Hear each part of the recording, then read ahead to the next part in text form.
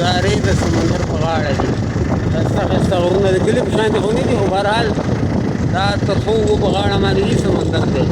دا اوس باران نه شوي دا غرونه شنه شوي تک شوي ماشاءالله مزدار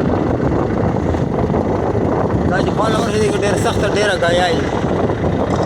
دلته مالونه څوک نه ساتي دا ټول د ماهیګرو کورونه دي اول سمندر څه کار دی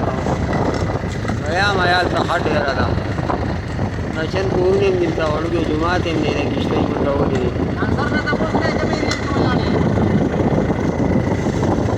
او دا سمندر دی